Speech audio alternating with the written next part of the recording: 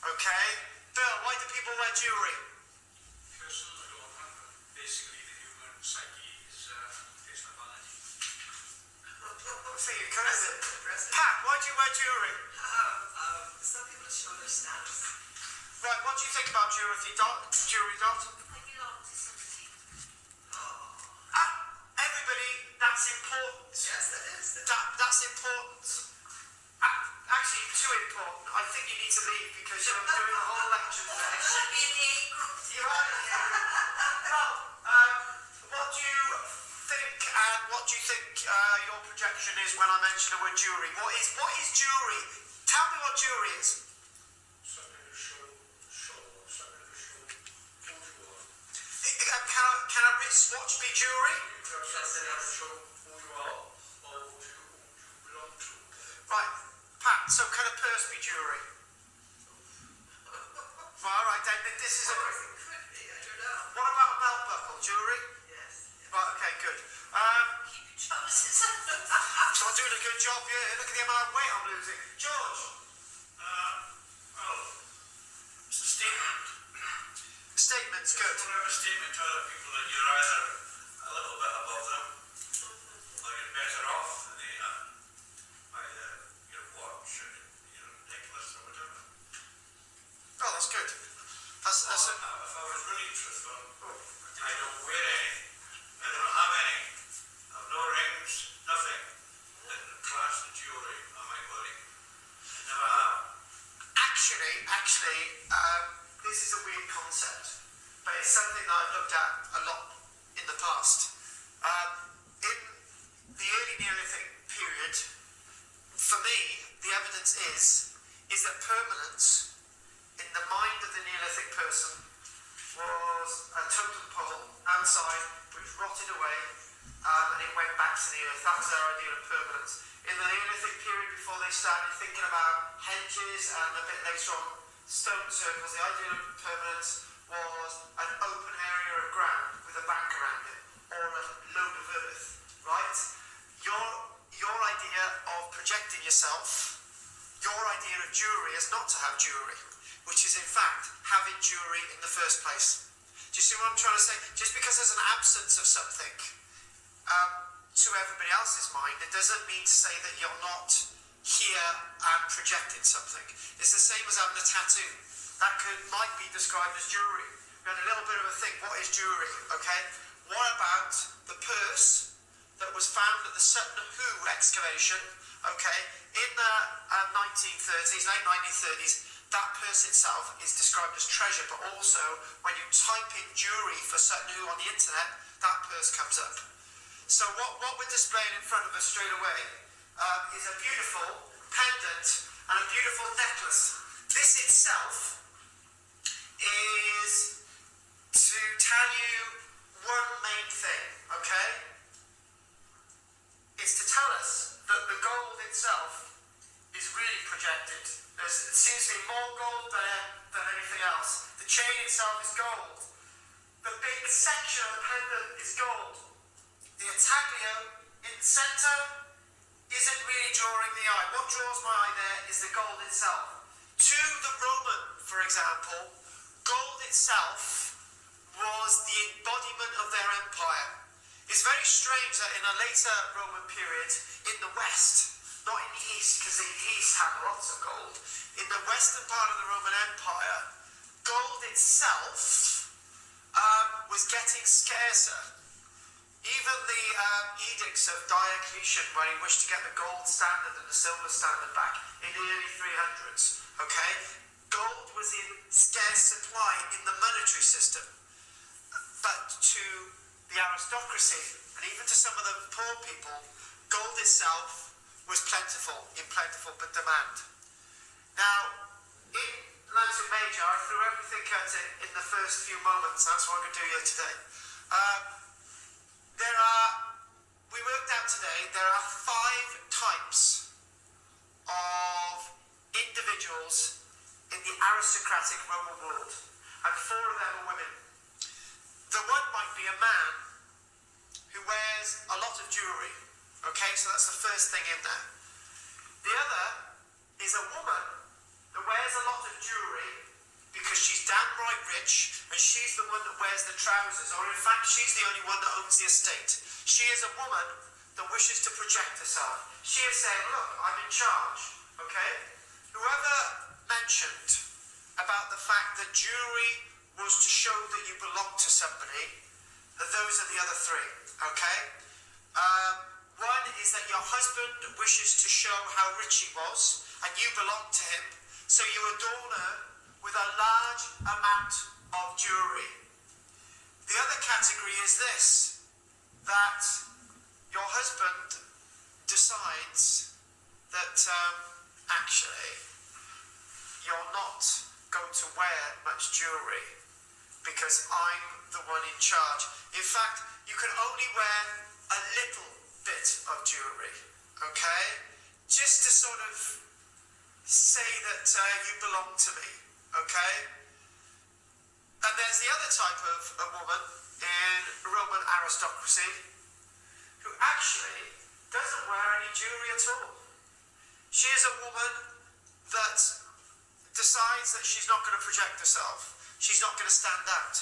And that woman might also be controlled by her husband. The husband says, actually, you're not going out with any jewellery at all. In fact, you belong to me, and I want to tell everybody that you belong to me, and I'm stopping you wearing jewellery.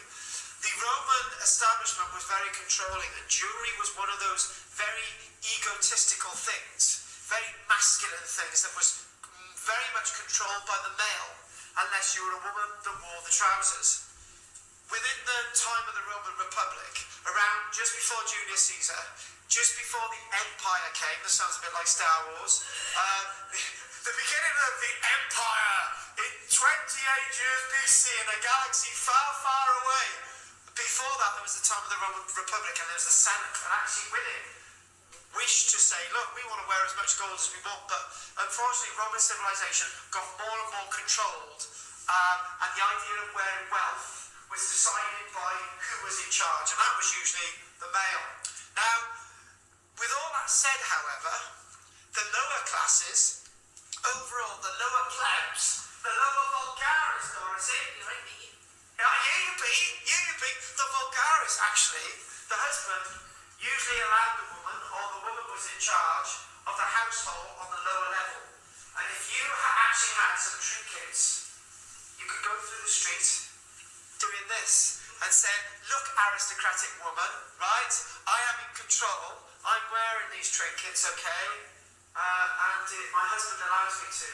Your husband doesn't allow you to wear your wealth. And we therefore have a problem in the archaeology.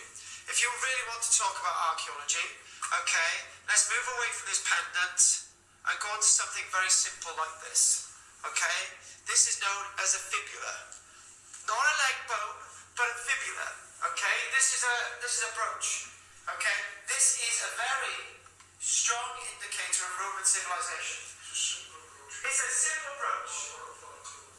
Or maybe you may have had two. You may have had a little bit of a loop there. You may have had two for a cloak. And there may have been a chain going between, or a piece of rope.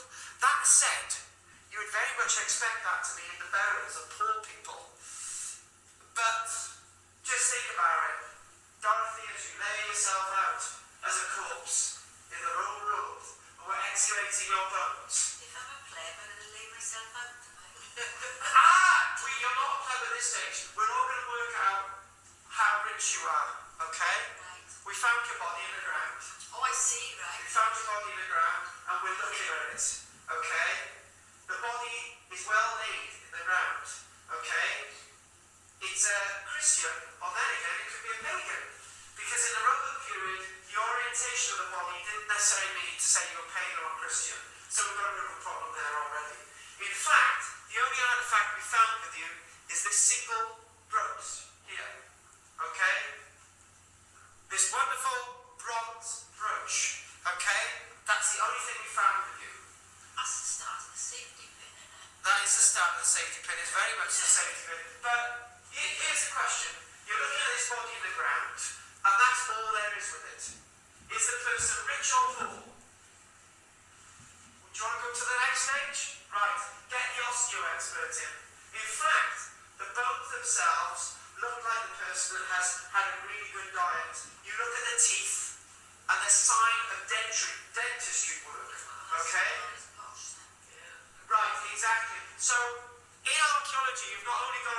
artifacts, but there's one problem, okay? You've all assumed, and you've gone by my word, this individual is in fact a woman, okay? If you look at the other clues, you've actually found out that it's in fact a man. Just because there's one brooch with it doesn't mean to say it's a woman. And just because there's jewellery with it, if you looked at another corpse, doesn't mean to say it's a woman. In fact, in Roman society, you are more likely to find a man wearing items of jewellery. It's quite strange saying a man is wearing jewellery, isn't it? You know, rings. Is that jewellery to a man? Yes, it is jewellery. Pendant. Is that jewellery to a man? Yes, it is. It's almost that jewellery is used as a feminine word. Let's move on. Now, these artefacts here are, in fact, quite interesting in themselves. What you have here, you find the type of thing that any film, self-proclaimed film about Antony and Cleopatra, you'd actually see something like that, wouldn't you? Yeah. Antony is given a gift to Cleopatra. Okay? Very Roman. These rings, very Roman. This ring itself with the tagline in it, very Roman. Well, that's a ring. That's a ring, yeah. That's a ring. It's actually overdone size, okay? Now, if this is all done to the same scale, this wonderful bracelet might actually belong to a child because it's really, really thin. And when you look at this, what stands out? What stands out first, Pat? If you look at all these, gold, that's it, gold everywhere. Now, I'm going to jump with my 2 feet into the ground straight away because in 2 weeks' time we're going to be looking at hoards. And the one amazing thing that we're going to be looking at with hoards is everything that you don't think about hoards. Okay? And we're going to start off with this. Dorothy. Well, go on, ask him a question. They be used as a seal. Something. So that looks like it's a coin of Emperor Hadrian. That might be used as a seal, yes. Bill? No. Right. The thing is, I'm going to mention hoard straight away. But the last slide about the Romans here is actually a bucket hoard with all the artifacts that you can actually see in that bucket. Okay? And you look at that and you think, okay, what's the first thing that you think about when you find a load of treasure in the ground? Pat. Why? Okay, why? Next. What is it? Yes, next. How old is it? Next. What value is it? Next. How can it be kept? Actually, you've actually asked. How can it be money there now? How are we going to protect it? Actually, you've asked all the questions that are archaeological questions, right? The question I'm going to do. Whose is it? Yes, but that's also an archaeological question. What I'm going to say, I'm going to be a press reporter. I'm going to say that hoard of artifacts is in the ground because the people ran away and they wanted to hide their treasure from it being nicked by somebody. That, in fact, is going out the window now. In 2 weeks' time, it's gone. Just because it's buried in the ground doesn't mean to say it's somebody who's fearing for their lives. There's about 10, 15, 20 different reasons. Let's look at one. You're so rich, you can afford to put it in the ground and just forget about it. The person who's just died, right? You don't want any of that tax, you put it in the ground. Every single week, somebody comes to the house, they give you a bit of gold, you say, oh, I don't want that, chuck that in a hole in the ground. Okay, let's listen to this. You've decided that the whole family's going to move. Can't be asked for, so rich, let's just leave her in the ground, okay? And most coin hoards that are found, right, are massive, yeah? Just talking about coin hoards, most coin hoards that are found are massive. One coin hoard was found not so many years ago with 52,000 coins in it. Every single one was a bronze coin, and that coin hoard was worth in the lower case of the thousands in modern day money. It was placed in the ground. It was probably the equivalent of 3 weeks, one single legionary's wages over 3 weeks. And it goes to taint why these things are placed into the ground. Maybe it's like what happens today. You go down the street, people chuck copper coins on the floor. There may have been so much gold around in the Roman world that, you know, if you just leave that there this week, you can find more gold in the market next week. That type of idea. Gold itself, however, okay, had a lot of meaning meaning to the Romans. And why it's buried in the ground, there's a lot of meaning to the Romans. Why you wear it, it's got a lot of meaning to the Romans. And also, the main thing that is of massive interest is the gold and nothing else. Okay? We talk about 4 periods tonight. We talk about gold being important to the Romans. And actually, I'm going to do a curveball. Okay? This is going to start thinking this in your mind. Iron itself, in the Iron Age, there was a process to create iron in the Iron Age that was so expensive in time, not monetary time, but expensive in time, so expensive in resources, that what it took to make a single iron object was so valuable and expensive in all resources that I believe that iron itself in the Iron Age was far more valuable than gold. Because you could go along and think, oh, there's a gold nugget there, right? Let's bang it into something, job done. That can be done in a day if you're a goldsmith, or hours. A piece of iron, small piece of iron, takes a lot of effort. And when you see these beautiful iron objects, when you see these beautiful gold objects from the Iron Age after this Roman stuff, okay, you think, oh, why can Karl say that that's not valuable and all the rest of it? And then you think about what it took to create an iron object, then you might understand what I'm talking about. But we won't do that yet. Anyway, moving on this. Look at that there, a whole collection of rings. Okay? Now, we can understand who was using a certain part of a bathhouse by finding these things. These little inlays here, these intaglios, okay? These might be for a seal. These might be because you're involved with somebody. You might be with a political class. You might be a certain religion. You might wish to wear it. Okay, bit of emerald there. That's paste. That's probably glass paste. And maybe that there might be a rupee. Okay? But if you lost any of these, you could easily replace them. To be honest with you, the one thing that we're really looking at in archaeology now is something known as the taskscape, where everything, the minute detail and bringing everything into it has some meaning. What I'm talking about is this intaglios. They found when they were excavating the baths, the ones that you can see today, the one actually in the Jewellery site at Killian, they found loads of the intaglios in the drain, okay? None of the rings. And you could buy the intaglios and work out, there's male bathers there, okay? Because they were frequently lost, okay? It was like a contact lens is a bad analogy, but it's like losing, an earring, that's right. Okay, they can be replaced. Okay, much the muchness. Go on. They are individual pieces, but they were. But also, as we see today, we go to a jeweller's, right? And there's a ring there, right? And you think, oh God, that's unique. That's absolutely unique. But there might be another 10,000 of those. Bring different jewellers around the world. Okay, this was one of the first times that jewellery was mass-produced. Bill? You suggested when you said that all rings were intaglio. Why not cameo? Oh, no. Yeah, you can get cameos. So the intaglios, and you've got the cameos themselves. The fact of the matter is, they're not all, because you can actually see some that are actually nothing in there. There's just a stone. That's just all gold. That's just all gold. That's just all gold. And that, I think the stones come out. What's a tacky? Basically, a cameo is a raised impression. Okay? An intaglio is sunken. Right. Yeah? Good analogy, Bill? How do you spell that word? Oh gosh, you can ask me how you spell it.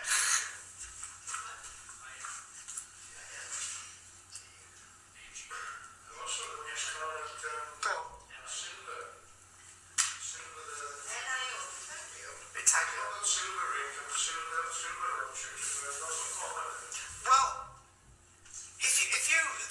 the strange thing about this is that I've been looking at the smelting temperatures of all this. The smelting temperature of silver is lower. Okay, the smelting temperature of silver is, I've been looking at this.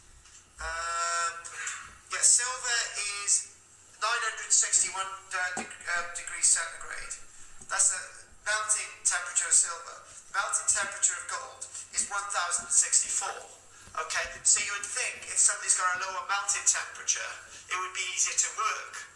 But gold itself is easily mineable. You can pan it in rivers, you can find it a lot more easily. It's going to be a lot more available. It's going to be something that is used for less things rather than silver being used for more things. What we do find, what we do find is you've got something called the Hoxne hoard and the Snettisham hoard that have been found over the past few decades since the war. And these two massive hoards contain mainly silver, okay? But the gold itself carries the Roman weight. That's what the Romans want. They want their gold. So basically what we've got, well, I did start off by explaining this: gold for the Romans, iron stroke gold for the Iron Age. Okay, I'm putting the iron in there because I'm starting to read and find out that you had iron talks, okay, as opposed to gold talks. Now, if you're trying to work iron, it's a lot more work to work iron, okay, and the temperatures, okay. If you want to repair something with iron, you've got to do a hell of a lot of work to do something about it. And then in the period of the Anglo-Saxons, you're talking about the predominant materials, gold again, yeah, and then the Vikings, silver. So gold is the dominant thing throughout all of this. Right, moving on.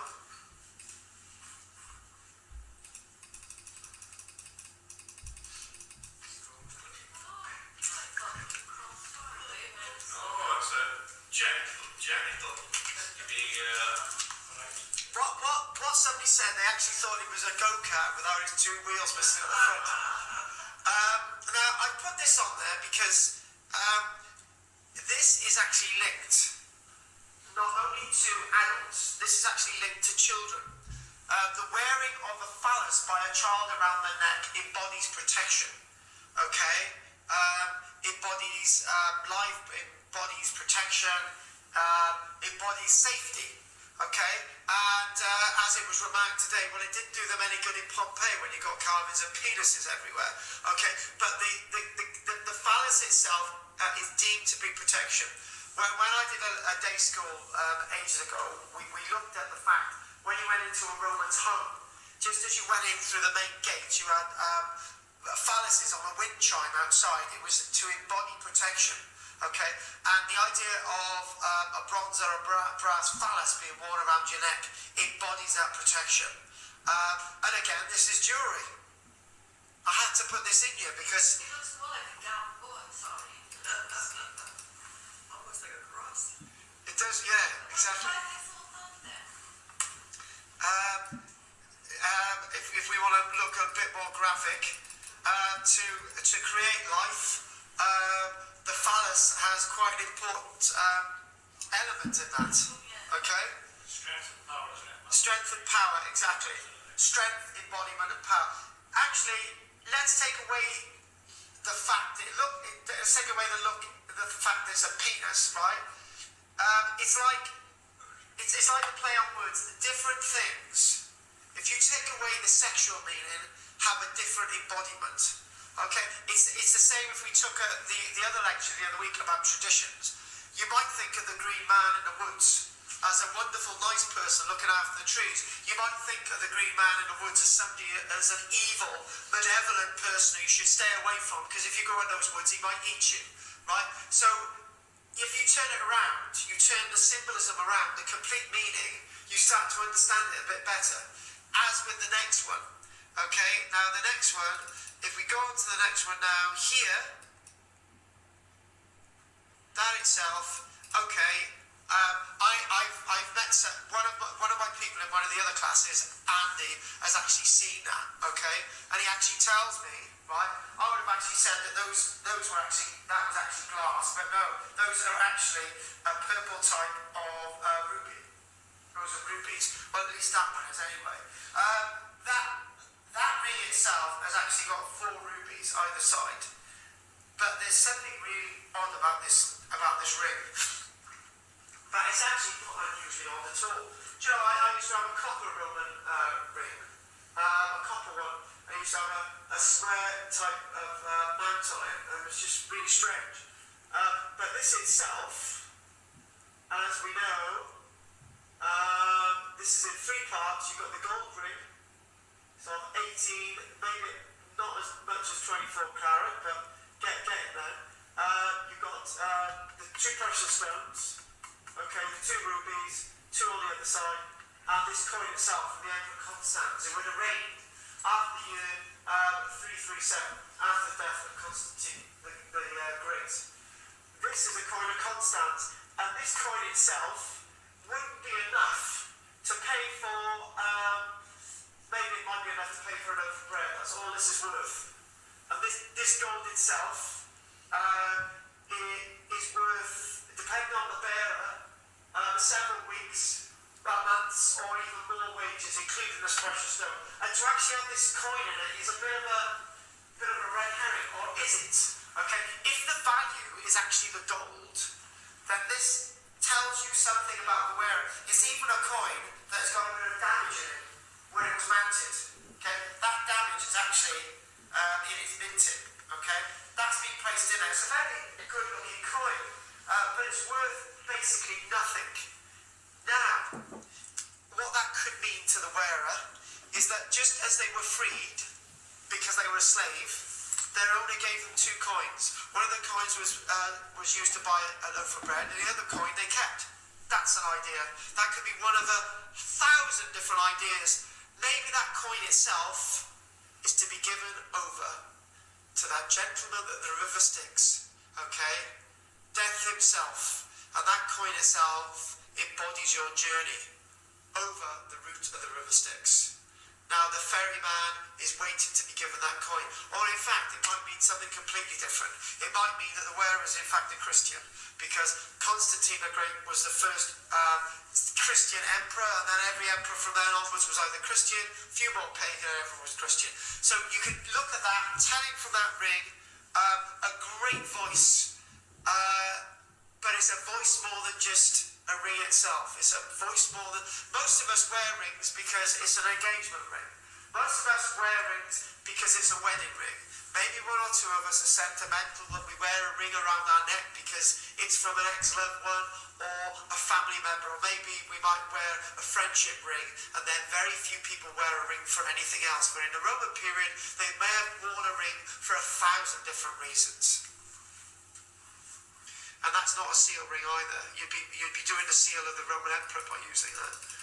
And that's not the coin of a Roman Emperor either. Well, it is a coin of a Roman Emperor, but it's not a Roman Emperor's seal ring. Back to this as well. This is actually a hoard. And you can look at that hoard. It's the hoard in a bucket. And you can see these straps here. The wood has rusted away. And now we know what this hoard was about. It was about 100 different things. That's been taken out of the ground so they can analyse it and see if there's any residues and all the rest of it. All these, you've got some gold bracelets, you've got a gold type necklace, you've got loads of other bits and pieces in there, and they may have just thought, oh, what a load of tat, I'm going to bury it in the ground. Okay, I don't really need it anymore. Or they may have genuinely wished to come back for it, or they wish to bury the memory of somebody. Now, somebody that studied witchcraft, I know full well, to take the power of somebody over you, you're to take something very valuable and precious of theirs and bury it in a box, maybe bury it in a bucket. So there are many different reasons why this is in that bucket. Any questions before we move on?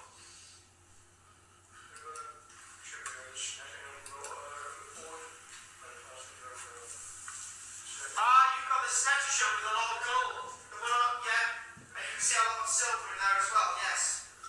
That's not the silver one, no. No, it's gold, because they found a couple of hoards at Snettisham actually, and a Hoxley one as well. So you look at that, right, don't care what metal it is, you can look at that and you're thinking, why is it there? And there are so many different reasons. What we do in archaeology, we put upon the landscape what we feel is happening, when in fact many things are happening indeed. Okay? If any of you have ever seen the painting The Harvester by Bruegel, if you've got that in your head, then they're harvesting the field, right? And in that you've got the landscape. So the landscape's the tree, the landscape is the ground, and the valleys and the water, and in fact the landscapes are the people lying on the grass with the sides and all the rest of it. The tarscape, which is what's going on, is all the colourful stuff going on, all the echoes. You can hear a bird in the background, you can hear the scythe, you can see somebody walking along. All that goes together. And when you start to think of archaeology like that hoard in the bucket looks very different. It's not just a load of tat in the ground. It's very, very different. The biggest problem is with the media is they say, oh, hoard was found. Okay, the person buried it, ran away, and they've found the hoard in the ground, and it belonged to a Roman, and then that's it. They don't want to say anymore because they don't really understand it. But we do. Now that itself, I don't think is the bird lip mirror from the Iron Age. In the late Iron Age, they had their own mirrors. What they would do, they would have a mirror itself, a piece of copper, bronze, or maybe brass, and that would be polished up. Okay, I don't know why they didn't use silver or gold, they probably did. That would have been polished up in the Iron Age, and that would have been used as a mirror. That would have been hung along your belt, okay? That would have been hung, draped down, okay? That mirror itself is one of a number of examples found. Why is this in what we're doing today? Is that actually jewellery? Well, I think some of us do believe that that mirror is in fact jewellery because it's hanging alongside you. It's an adornment. It's an adornment. It's to tell you that you're actually wealthy and you're an important person. Or then again, it says that that's the only thing you own in the world and you want to carry it with you. Actually, you want to carry it with you because you think somebody's going to nick it. So that's where we're going with the Iron Age. And you notice straight away, okay, that's copper coming out there, not gold. But here we go. A little while ago, I actually said about we're looking at this wonderful talk, which is actually in the British Museum. This is from Snettisham also, but this is not part of the Roman hoard. Is that on your Rob? Yeah. You've got a number of hoards being found at Snettisham, but this is definitely an Iron Age talk. And you're looking at this Iron Age talk and you're thinking, how beautiful, how valuable. Look at the amount of work that went into that. If you change the coin around and you think, iron, can you do that out of iron? How long would it take for you to make that out of iron? How long would it take for you to put the detail in there made out of iron? It would take you a very, very long time. That gold itself would have taken a lot less time than if you made it out of iron itself. I'm not saying that the skill in that is limited. The skill in that is extremely authorised and advanced. It's a very wonderful piece of archaeology. But in archaeology, and the biggest problem with those bleep machines is that when they're detected in a field, they're looking for silver or gold.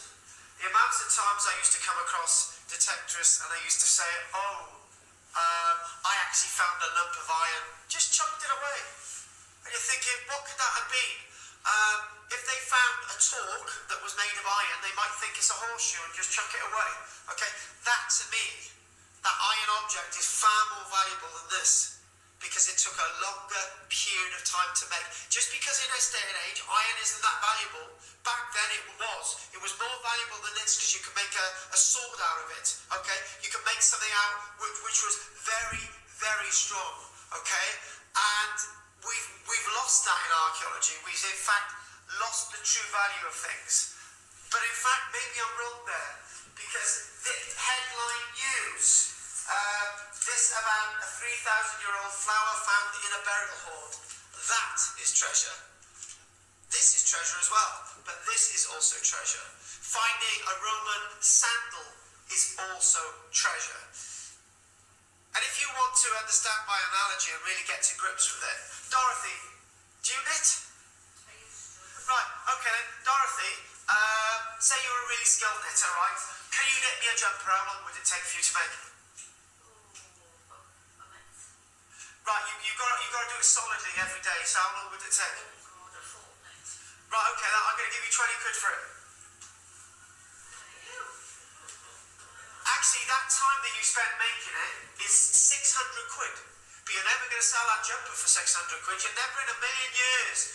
What we're trying to say is that today and even in the past, the time it takes to make something doesn't actually equate with the value of the object. Not the true value. The true value is all the time that you took to make it. Okay? And that's what we're talking about. To create something out of iron in the Iron Age was a miracle. Okay? You've got a big lump of stone there, right? You've got a massive lump of stone. You're trying to get the equivalent of this pen out of that stone. Okay? In weight. Okay? This pen. You're going to have to break that down, you're going to have to grind it down, you're going to have to smash it, you're going to have to build a kiln, you're going to have to get people there with bellows and blow tubes, you're going to have to get the temperature up way beyond 1,500 degrees centigrade. And then, after you've got the plume, which falls out, okay, you've got the plume and you've got the charcoal and you've got the carbon, and then you've got to hammer that to get the little bits of iron out, and then you've got to melt it down in crucibles. I'm running out of fresh air talking about this. What I'm trying to say, I'm trying to sell this, okay? Before the Iron Age, there was loads of gold anyway. In the Iron Age was the period of change, and I feel that we've lost the real value of things. Even today, we've lost what it takes to create something, okay? For Christmas, for example, my daughter wrote this little story for me, right? Which was part of 12 stories that she gave to the most important people in her life. So I had one part of the story, right? And that's what she gave me for Christmas. That's more valuable than this because she took time making it. And there you go, more of these golden talks. More of these very important golden talks. And hopefully, after the break, we'll have a little bit of time to look a bit more at the detail. But those there are the golden talks. Even more of them. There are lots of them. And look at that again. More gold on display. Yes, everybody likes to see gold in a museum, don't they? And a bit of silver. They don't really want to see the things that actually took our ancestors time to create. For example, if they found a jumper made of wool, which dates back to 2,000 years, nobody's going to want to see that, okay? They want to see the gold. That's simply because we don't put the value on the right things today, okay? That's an analogy from the ancient Indians that once you've consumed all of the earth's resources, okay, will you then be able to eat money, okay? These are important artefacts, okay? But everything is important in archaeology. All those clues in archaeology are important to help us understand our ancestors. Some very important people in history don't have gold or silver, but it doesn't mean to say that they weren't important because they didn't have gold or silver on them. This again, you've got this wonderful golden chain from the Iron Age, probably around the birth of Christ, and you've got these two brooches here, and they would have been connected together by that little chain, and that would have kept your clothes in. That's what's important here. Moving on to this. And what about that? A bead. An Iron Age bead from a place known as Swallowcliff. Now this Iron Age bead may just look like something that you might pick up in a craft shop today, that you can pick up for £1 and it comes from India, okay? This would have taken time and effort to create. The silica's in that. The obviously glass-like product that we can actually see in front of us, that wonderful bead from the Iron Age, may have come from miles away to actually get to Iron Age England, okay? Or if it was produced here, would have taken a great deal of skill to produce that. We're talking about time, we're talking about effort, and we're talking about the detail in that is quite fine. And moving on. Did find some beads at display area in the Scotland Bay, didn't we? Yes, we did. Yes, we did. Beads. Beads throughout time. That leveller. Now, this is something known as a panannular brooch, okay? This is made of bronze. This itself, to create this, you would have needed to have sourced. So this actually comes from the West Kennet or Kennet area, okay, in Wiltshire. To produce this, you're not wandering around the ground in West Wales or or a river somewhere in England and finding a nugget of gold and working it, okay? This takes effort. Copper from North Wales, tin from Cornwall. This would have all had to be gathered together.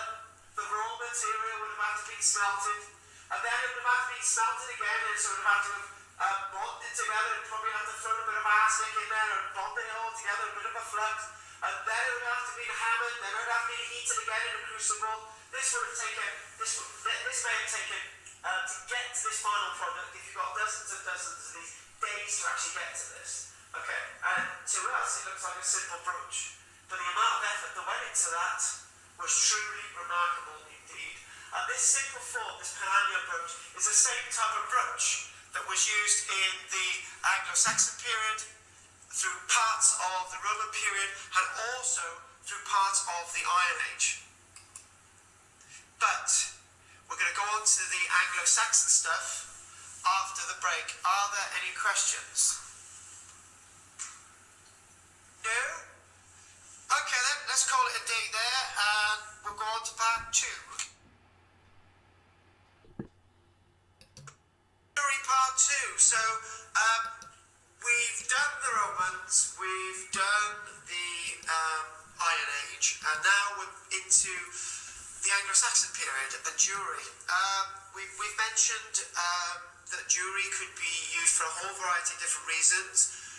We got a bit confused what jewellery actually is, and it's said that maybe jewellery is for non-practical reasons to show off. But then again, if you've got a brooch that fastens your clothing, and there's beautiful enamel on it, and it's made of gold, is that practical? Is that to be seen as non-jewellery? If it's pretty, it's jewellery, so you've got that confusion. Lots of what we know about the Anglo-Saxons came from the excavation in 1939 at Sutton Hoo, and the likes of the Staffordshire Hoard over recent years, and little things like the Alfred Pointer. But they're all beautifully adorned. They're treasure in their own right. They're made of gold. They've got lots of precious stones, inlay, amber, and they are finely crafted. One thing that can't be put in doubt was that from an Iron Age torque to a Roman ring to an Anglo-Saxon purse to a brooch created by a Viking, they're all fine pieces of artwork. Maybe that's what we should be calling them, is artwork rather than jewellery. This is off the purse of Raedwald, or Raedwald's son, the Viking leader from Sweden, buried in the 640s. The Vikings didn't get here till 793, yeah, the Vikings were already here. We got that Sutton Hoo burial. And moving on from treasure, this is an amber necklace. Okay, moving on to that word jewellery again. This is your jewellery. Maybe. Polished petals. Actually, that there looks like a polished pebble there. These are actually amber, and this here is a special bead that is clay and maybe glacis inlaid, and this can be actually from anywhere.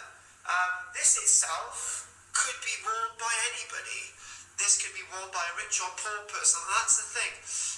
Just because you're buried with gold doesn't mean to say you're rich, okay? Just because you're buried with amber doesn't mean to say you're poor. This thing about different items in archaeology giving somebody status and meaning needs to be rejected and simply thrown out the window. But look at this.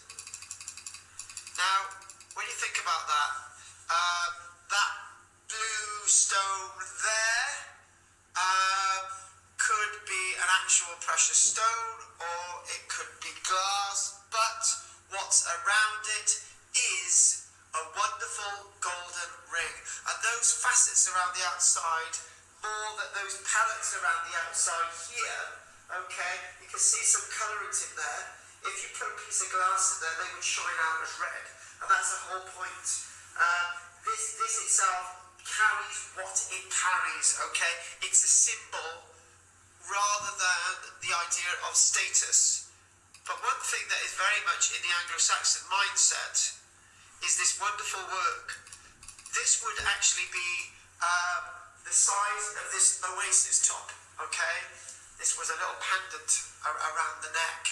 Now, I'm very unsure about this work, whether this couldn't have been carved out of a sheet of metal, okay? These to me look like they've either been added or hammered from the reverse. I really need to look at this, but without my understanding of this piece, you can actually clearly see that the gold, use of gold, and the way it's presented. This would be a glacis enamel paste, because that's basically what it is at the end of the day. These might be rubies or garnets, and there could have been anything. Okay, that could have represented the head of a leader. That could have represented anything. And just because you got that, and you'll see this in a second, just because you got that doesn't mean to say you're a pagan, or doesn't mean to say you're a Christian. The diamond shapes again, I like the ring. Yes, exactly. Back to this as well. Actually, that's probably scale, okay? If you look at this, you can see more of this work here. Now, I should have really studied this and looked at this a bit more. Just because you got the shape of a cross there, doesn't mean to say the wearer of this was actually a Christian. We always presume that the person who was wearing this was a Christian. And there you've got a garnet or a ruby in there, or some other red precious stone. And again, the Anglo-Saxons, gold, the line work, the twists and twirls, and the ornateness of their gentle civilization. And the reason why I say gentle civilization, I don't know if you've ever felt this. Whenever anyone mentions the Anglo-Saxons to me, I always feel it's a period of nice fluffiness, a nice period of peace, because I always think about the early Christianity and the purity of Christianity and bead and guilders and wonderful monasteries, and it was all swept away by the Vikings. But in fact, that image that I've got pictured in my head is completely wrong. The Anglo-Saxons were always warring. You had the Dike, for example, then you had Alfred the Great, who defeated the Vikings. You got different kings killing their brothers. You got monks being what they did, and nice monks and all the rest of it. But I get that impression from the gold, because it looked very precious, okay? It's got that wonderful glint of craftsmanship and actually vulnerability. You know, when you look at somebody, lots of mass murderers look vulnerable, don't they? If you've noticed. But I'm not saying that these were mass murderers. This itself, you can't really see that. Don't need to. Yes, you do. That's the Alfred pointer. Okay. Where's my pen? Who's nicked my pen? I need my pen. There. That there is about that size. Okay. Okay. It's very small. It's like that. Okay. Very small. And it says Alfred made me. Look at the wonderful work there. Look at the glacis enamel inlay. Okay. You've got this very precious effect. And this itself, when it was excavated, I always believe that there's two, but I'm not sure about that. Very Christian. King Alfred was a Christian, and this would have been a pointer, so the rest of it would have had an ivory rod or something that's broken. But just think about it. Whoever found this, and there was a little bit of something sticking out of it, oh, that's not precious, let's break it off. Do you know what I mean? Yeah, just think about that, though. Going back to what I said about the Iron Age, you've got the Iron Age. I don't know, 700-800 years before this, and people are going for the gold. Okay, if this was like this, and it was made of steel, okay, the Romans produced steel, so there may be one or two still maybe will make it steel. So this was made of steel and had precious stones on it. This may have been discarded by the person who lost it, but was even more valuable than this to me, because there's a lot more value in iron and some of the brass and bronze. Okay. If you had this in bronze, no, let's not do it in bronze. If you had this in brass, okay, it would have its longevity, but people would look at it and say, oh, that's not very valuable. But the amount of effort which would have gone into that, back to that jumper, back to that that we've been talking about, we don't really have value for the effort and what these things mean. But that is a really great jewel anyway. It's known as the Alfred jewel. But okay. Scratch and sniff. Okay. George, is it? Trick question. Is that all jewellery? George is stroking. That's about that sort. Yeah. So yeah. Jewellery. Yeah. Well, that there is a buckle though. Okay. But but that is jewellery. That is in essence all that's the jewellery kit. That's a nice one. The jewellery kit, the ephemera of the Anglo-Saxon. But there's lots of stuff. You know, we don't. What we see the Anglo-Saxon producing silver in their coins. We get lots of silver Anglo-Saxon coins that are really nice coins. Okay. But the gold itself is in that adornment. Okay. And to be honest with you, right, I don't have the foggiest what Anglo-Saxons thought of all this. Because Anglo-Saxon society is a very different society than what I studied with the Romans or maybe other periods either side. The Anglo-Saxon civilization comes into Britain, okay, they take over Roman villages and Roman civilization, the Roman native people stay and our native people are there, okay, because the native people in turn become Roman and then the Roman people in turn become Anglo-Saxon, because of the influences that the Anglo-Saxons bring over and the ruling class. But what these people are about and what they felt of these things is very distorted, okay? Because there was lots of warfare, but there was lots of Christianity. Is this Christianity in the modern sense? I would say no. Is this Christianity being proud to be a Christian back then with your adornments? Maybe yes. Maybe I'll say that the goal back then is more to do with Christianity than it is to do with wealth and richness, is to display that you're a Christian. But I'm presuming that those two symbols at the top are actually Christian symbolization. And that one, that rounded one there, which must be very small. But we've now gone on to, we've moved on from the Anglo-Saxons directly into that other civilization, the fourth and last civilization, the Vikings. One thing that we can clearly say about the Vikings is that they held themselves up as great workers in silver, okay? They held themselves up there. And this is one thing that I can't fit together, okay? Some of us in archaeology think that when the Vikings, if they ever got to Lindisfarne, okay, we don't think that they killed everybody and raped and pillaged and destroyed Lindisfarne, because the writer about what happened at Lindisfarne in the year 793 was in France, and Lindisfarne is in Northumbria.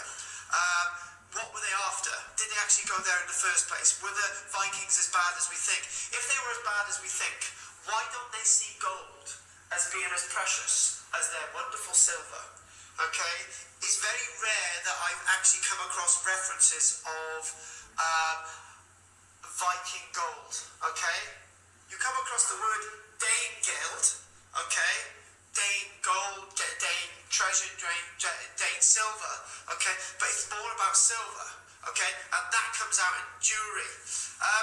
Some people like gold, some people like silver, okay? I'm a silver person, okay? But I do like the glitter gold. I'm not a precious stones person. I do like silver. Some people absolutely hate silver. This is a civilization that loved working in the silver. Lots of what we have about Viking civilization are to be found in the silver brooches that we find, okay? The silver adornments that we find. And in fact, let's use this word, they're tosh that they find, okay? And not only, we're talking, who finds it? Are we talking about the archaeologists finding it or the Vikings finding it? Actually, both, okay? Because the Vikings, what we find when we find these hoards is that lots of the artefacts are broken, okay? Those there are broken, and they're usually buried in a cloth bag in the ground, or in a pot in a bag, or in a bucket in the ground, okay? And we've got this theory that, a more gentle theory, okay, when we do hoards, we might come back to this, but I'm not doing these two, okay, so we'll do this now. The idea is that you might have a Viking smithy going from town, village to village, and say, right, any old iron, any old silver. So they're doing that, and they're gathering it all together, right, and mind my French, so they got pissed one night, right? They buried it under a tree, they got pissed one night, right? And they came back the next day and thought, I can't find it, okay? That's where you get pixies coming, you buried it and you can't find it, so it leaves in the ground. Or maybe you got so intoxicated, you couldn't work out where the hell you were, you got so intoxicated, somebody stabbed you, okay? But then again, it might have been that the person who had all this thought, oh, I can't be arsed, this is not really that worth that much, I'll just go to the next village, okay? How many times have you been outside the house, right, and thought, my God, why are they chucking that out, right? I've got a friend of mine in Barry, right, he went going down the road, right, he found this printing press, right, brand new printing press outside somebody's house, a hand printing press, outside somebody's house in the street. He saw it there one day, he went back the next day, it was still there, so he knocked the guy's door, he said, why have you got the printing press there? The guy said, I don't know why nobody's taken it, I just couldn't be bothered, I just decided to throw it out. And the guy said, it's brand new, and he said, yeah, I know, but I just don't want it anymore. He sold it on the internet for nearly 800 quid, right? Now, archaeologists are full of our own analogies, they said, oh, they did that in the past, right? On this one, I'm going to do that as well. I'm going to say there was so much silver around that the guy who found this stuff thought, I can't be arsed. And this is in Cumbria, and the next one is in Cumbria as well. This is known as the Curdale. What you saying then? That's not Viking silver. It's not, it is Viking silver, right? But it's what's collected around all the villages, and they put it together. But that Viking silver was discarded because it's put in the ground. So who was in the villages then? The Vikings? Oh, there might be Anglo-Saxons in the village, there might be Vikings in the village. Lots of the ones in Cumbria and Lancashire and Yorkshire have got Vikingised by that point. The leader of the village is a Viking. Nice word, Vikingised, not Vulcanised, that's another thing altogether. Vikingised. And they're what they're doing, even though the native people are native peoples, they're actually starting to wear Viking brooches now. And they thought, all right, no, we'll get rid of that now, we're not really interested, right? I want something new. So the smithy said, right, do you want this? Give me all your scrap metal, you can have this, right? So he buries it, and this is another load, this is known as the Curdale hoard, right? This is silver that's been melted down, this might be silver melted down from Roman coins. You've got other bits of coins broken up there, from some Anglo-Saxon ones. You've got some silver torques here, you've got a brooch there, you've got bracelets, okay, all this, right? This is all silver. It's practically all silver. When archaeologists excavate in York, they don't write about the goldsmiths, they write about they write about the silversmiths. They're obsessed with the silver.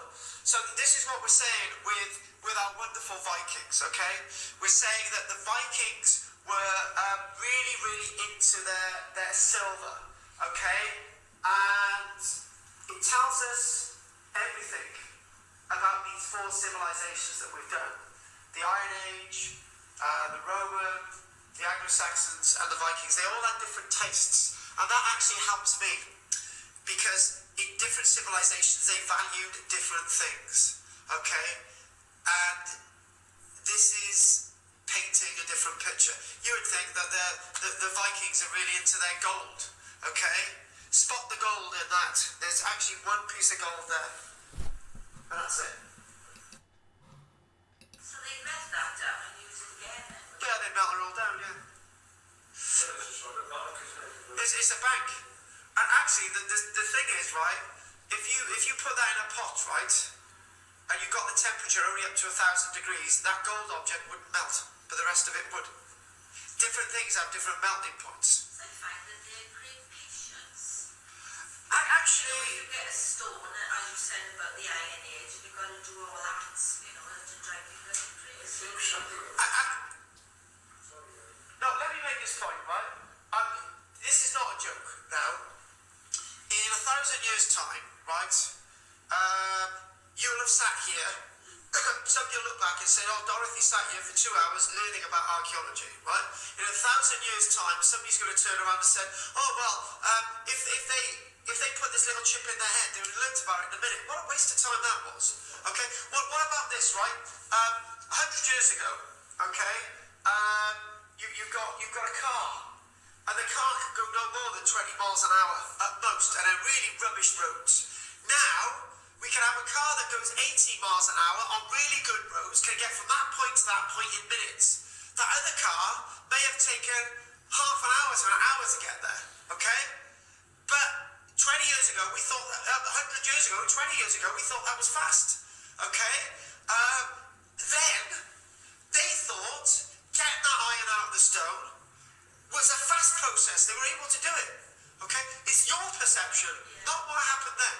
And you've also got to give them that respect, that they did that, and they learned that, and they were able to do it. And there is the other thing, Dorothy, let's turn it around on its head. That silver itself, okay, I wouldn't have a clue how to melt that silver, right? I would have to learn, I'd have to go through a lot of effort, and it might actually kill me to do that. We might have an explosion in the kiln and all these other things. That might kill me, okay? So it's that respect that these people have actually got that skill, and that person for melting down that silver can do it and I can't. They're better than me, okay, because they can do that, okay? I do respect them, because I respect anybody who is.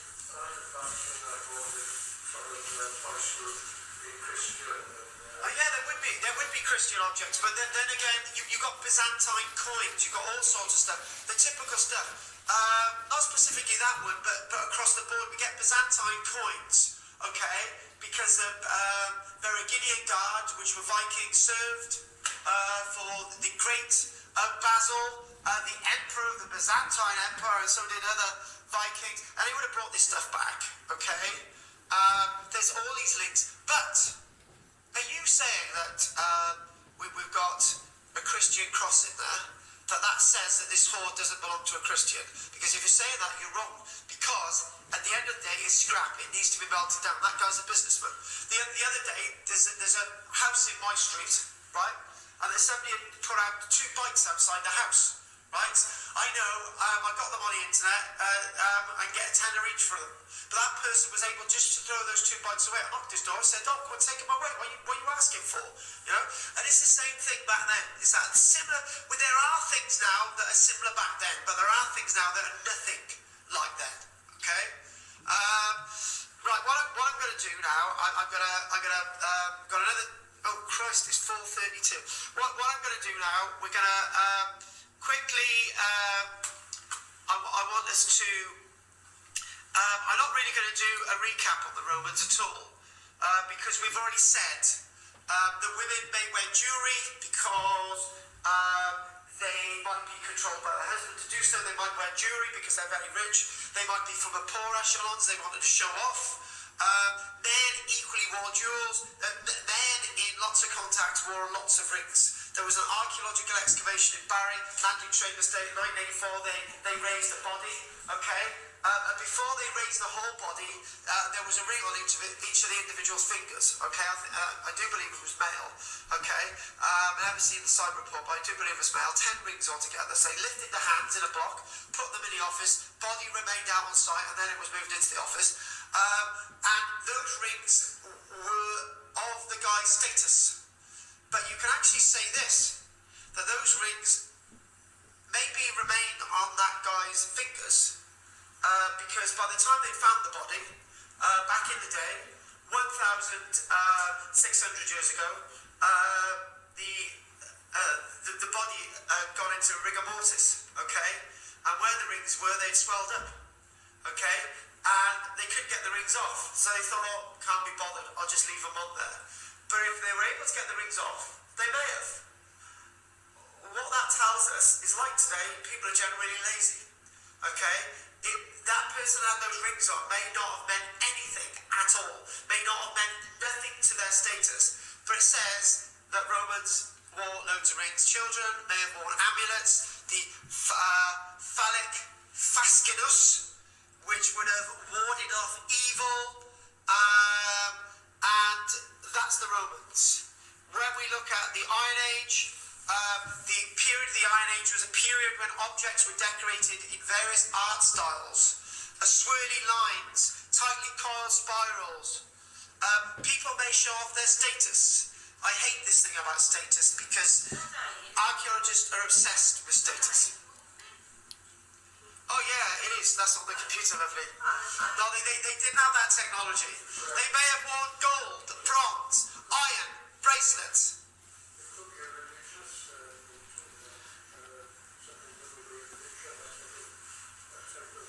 Or to show off what group you belong to.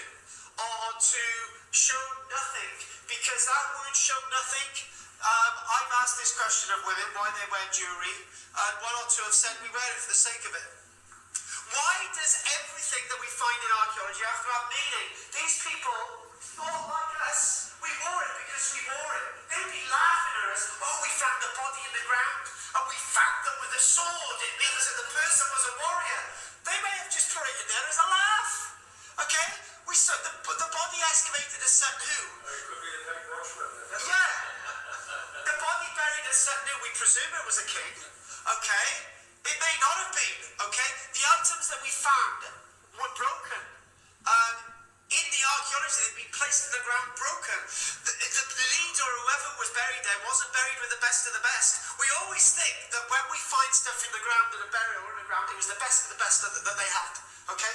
How many of us, and this is a horrible thing, but how many of us have heard a relative saying, right, when I die, can you take that thing out of the house, right? Yeah, so you take the thing out of the house, and the rest of the stuff is just chucked, right? That stuff goes in a skip. Okay, in the past, that stuff would have gone in the ground. Archaeologists come across this, oh, wow, look how wealthy this person was. But in fact, the best of the best was taken off by the living. That's fact. So moving on, obviously women would have worn various colourful, from the descriptions, outfits. Basically men would have worn trousers maybe, brakai, with leather belts and wonderful buckles. Obviously this was a gorgeous period in history.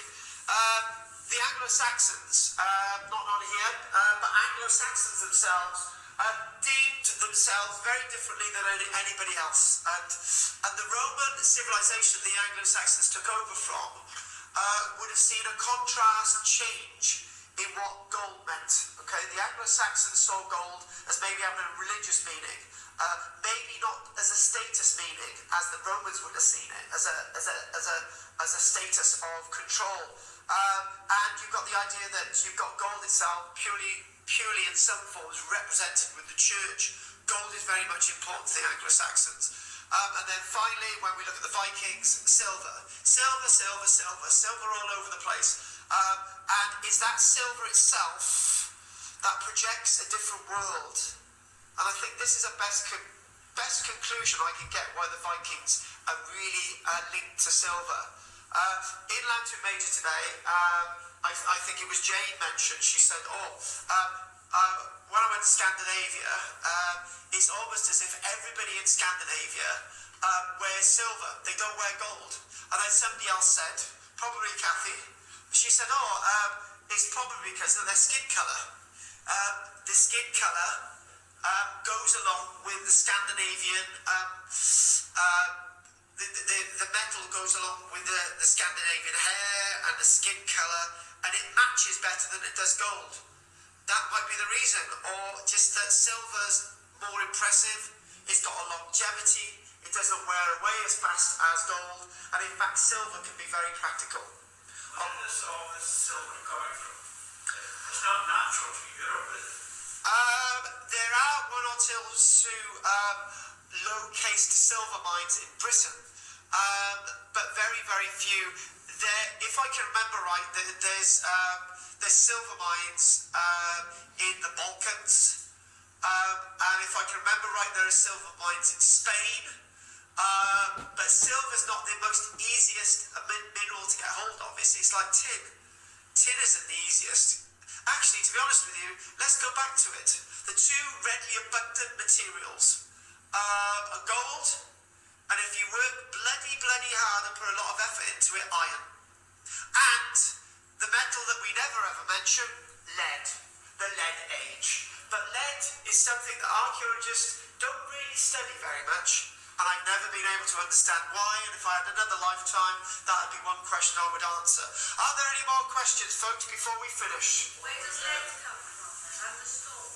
Arrowstone, that comes out, galena naturally occur in Arrowstone. Robert? It was the first thing that ocean we found in 700. first enamel jewellery, you're looking definitely in Iron Age, and you may be pipping it in the Bronze Age as well. Okay, maybe pipping it. Yeah, exactly. That is striking. That is striking. Bill.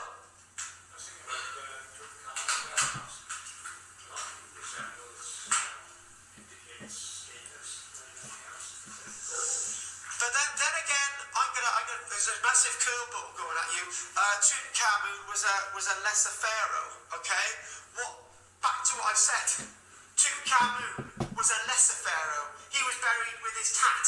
Okay, what would Ramesses III or Seti the First be buried with? What was the stuff in their chambers? Seti's tomb was massive. Okay, what was in there? But it was all nicked. The one that we find is Tutankhamun, and he wouldn't have had the best of the best. And he's an infamous tomb, isn't he, Viola? Because Nefertiti's... Exactly. Any other questions? One more and we'll call it a day. No, have you all enjoyed today? Thank you very much. Thank you. It's a pleasure.